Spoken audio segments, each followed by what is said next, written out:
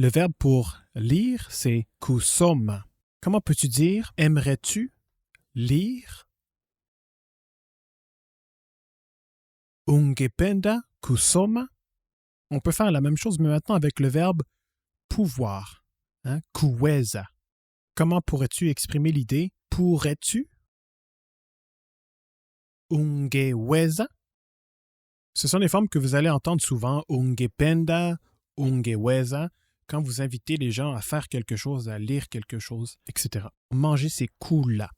K-U-L-A. Kula. Et c'est un autre verbe où on garde l'infinitif quand on le conjugue. Comment peux-tu dire aimerais-tu? Ungependa? Aimerais-tu manger avec moi? Ungependa? Kula? Namimi? Venir et aller, c'est souvent un verbe qu'on mélange au début quand on apprend une langue. Alors, venir en swahili, c'est kuja. Et le verbe aller, c'est kwenda. Comment est-ce que tu peux dire aimerais-tu venir manger avec moi? Ungependa kuja kula na mimi? Comment tu peux dire je peux? Ninaweza. Je peux aller avec toi. Ninaweza kwenda na wewe.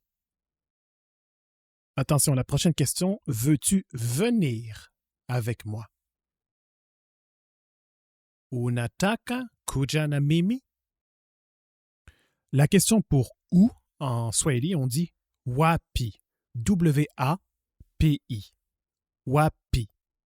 En français, tout dépendant le niveau de langue, on va avoir tendance à mettre le ou en début de phrase. Par exemple, dans la question où veux-tu aller? En swahili, on va mettre le ou la question à la fin de la phrase. C'est un concept très important. Par exemple, où veux-tu aller? Unataka kwenda wapi? Comment on dit en swahili où veux-tu aller? Unataka kwenda wapi? Pour dire aujourd'hui en swahili, c'est leo.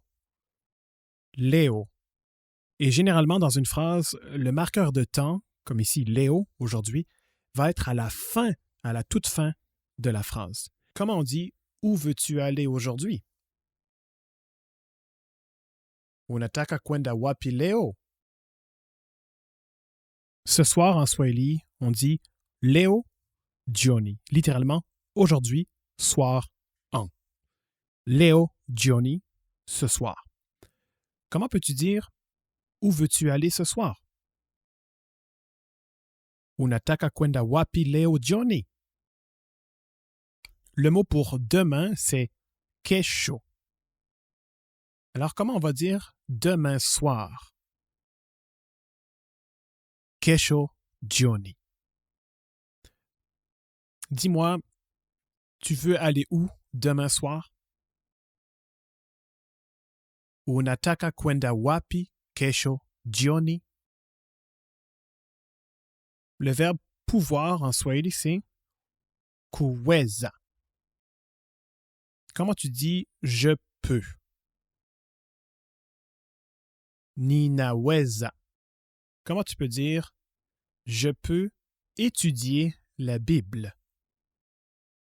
Étudier, c'est kujifunza. Comment tu dis je peux étudier la Bible?